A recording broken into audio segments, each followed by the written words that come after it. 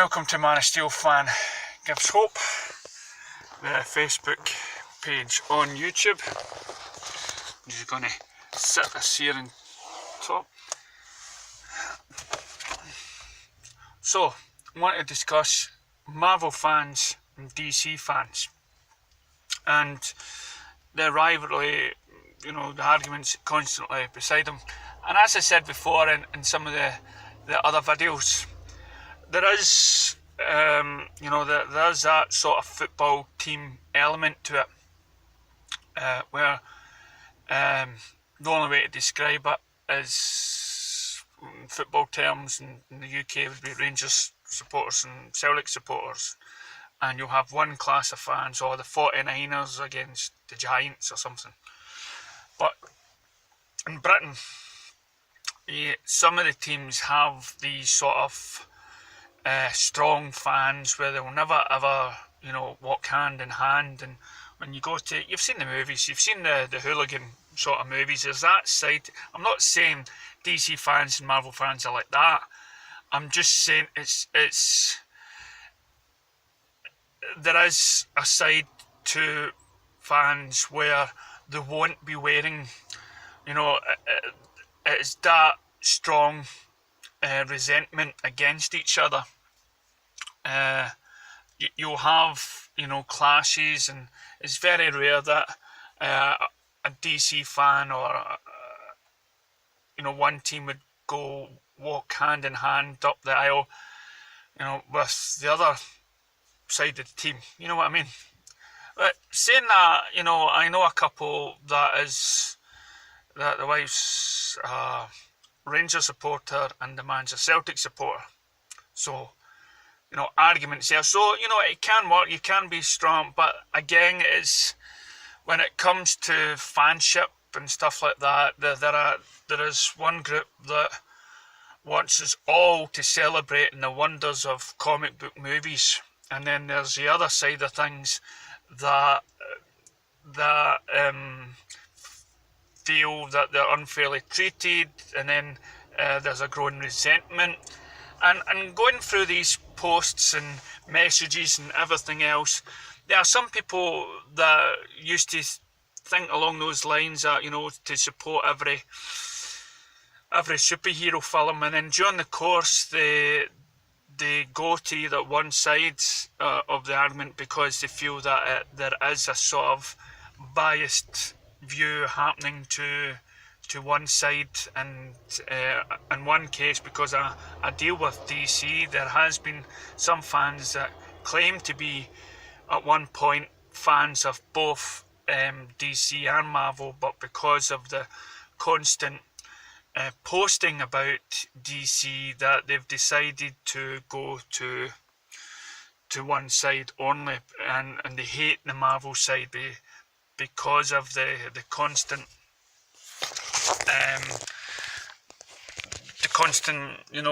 biased reports. Now, stating that as well, recently we had the trailer, which we're all teaser trailer, which we're all looking forward to tomorrow. This is Friday, the trailer comes out on Saturday. A lot of you's posted, we don't, some of you's have posted, I don't want to see it, I don't want anything spoiled, I want to go into the film and everything else. And as I've always said, don't watch trailers. If you've seen a teaser and it's enough for you, that's it, and then just let it go. But then you'd have to go off the internet. Now, what gets me is, without giving too much away in the teaser trailer, they only saw wee snippets, and there was one image of Batman and standing on top of a statue of death. And already there is a page out there that is claiming, look at this, it's already dark and bleak and everything else. And I'm thinking, that is just one picture of Batman at night time on top of a statue, which he's famous for, and already you're branding it bad and bleak. Now, if that isn't biased, I'm not even going to mention their name. I'm not even going to give them the credit of people checking it out themselves, but you'll come across it, no doubt, yourselves. So it's again, it's something like this. It has affected me, and I want to give a shout out to my friend Mario, who I met at work, and he's for me personally, even though he won't say it, he's more of a, mind you, he might say it, he's more of a Marvel fan. But he can watch DC and stuff. But when we were working together, we constantly had arguments and fights, and some people picked up on this. Another friend of mine, Peter, who's got kids, and their kids got into comics, and they were loving Marvel. So he would wind us up on the ship, and we would get into these debates about who a major character is and what one's a minor character, and he just did it to annoy us, and and it worked. But recently I came in contact with him again because he moved jobs, and he said that him and his boys loved Batman v Superman. They thought it was awesome, thought it was a brilliant movie.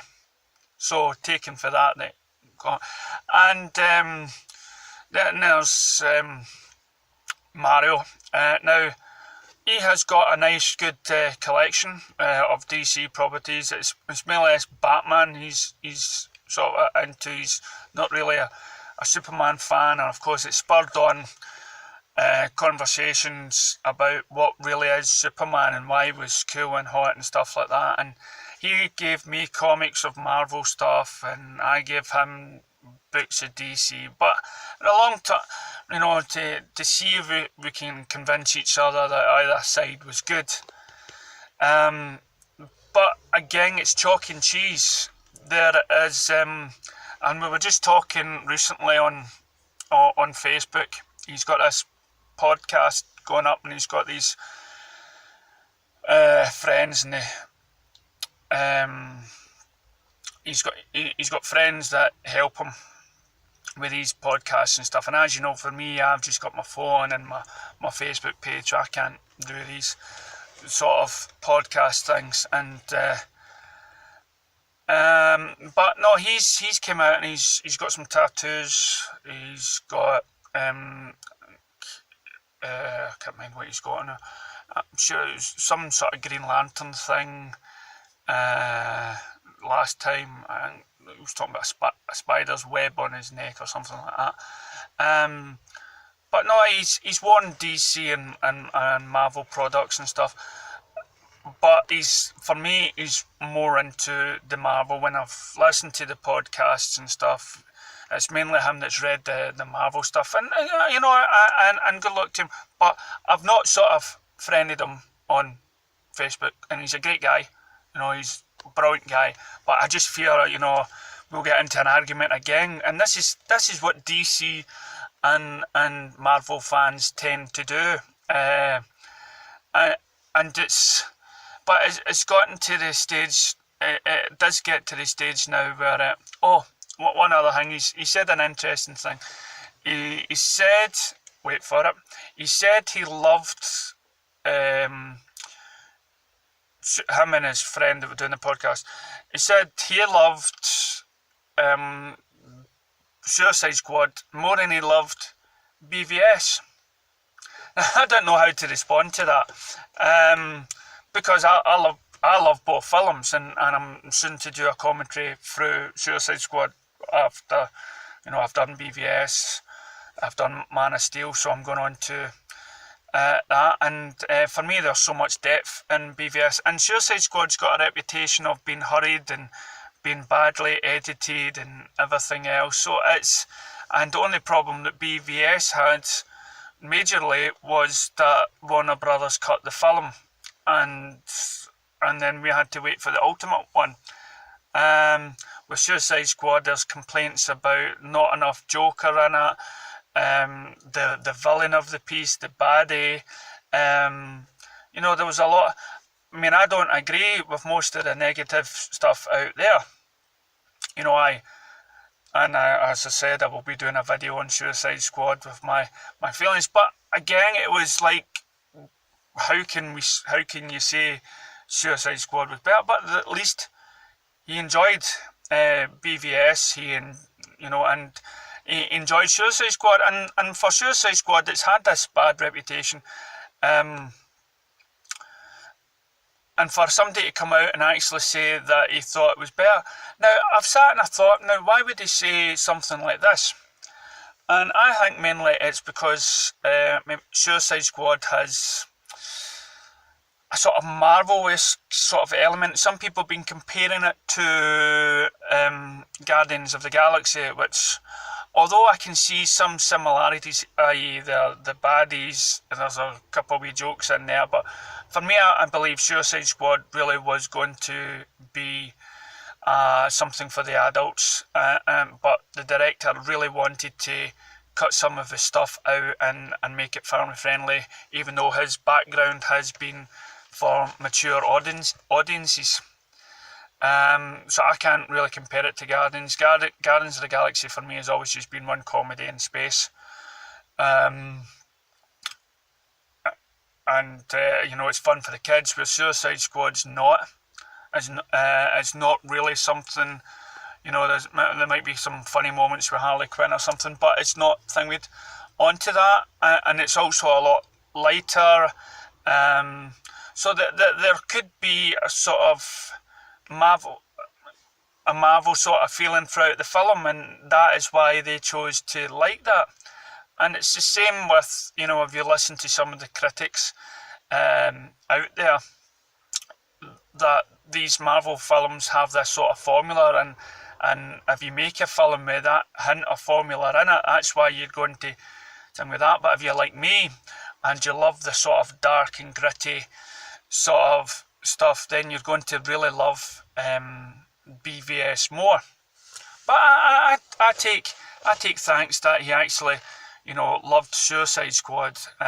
Mind you, he is a Batman fan, so I think having Joker and Harley Quinn in it and some of the Batman characters in it sort of helped him come to that plot. But that's mine. He'll probably watch this YouTube one day and come on and argue with me, and that's not what I want. But that's hard. But again, as I say, it's what we want out of movies. And it's very hard to maintain friendship. And for those people out there, women and men, that have fans that are DC and Marvel orientated, it's good luck to you. I hope it all works out. I believe one day, hopefully, we all walk hand in hand down the road and have T-shirts split down this side. I am a comic fan and have Marvel and DC both on it.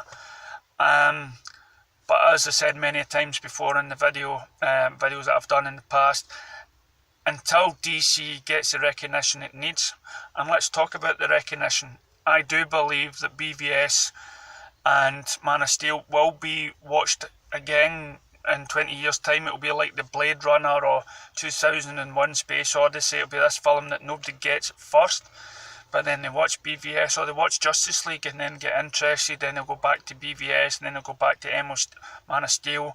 The trilogy's been told, then they'll think more of it, and then they'll start looking at it with a positive attitude and then discover they will get more out of it. And that's what's so great about these films, that is so different, that it is one of these films where you walk out and you talk about it, and you debate about it.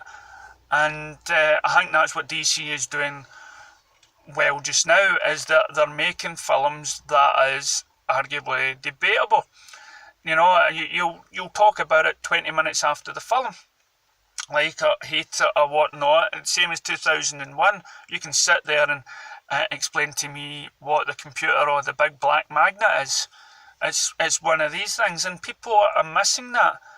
And another producer of the films, Charles Roven, he's condemned Rotten Tomatoes and how people are actually, and I get where he's coming from, and I'm totally behind it. I think groups or pages like Rotten Tomatoes should not exist.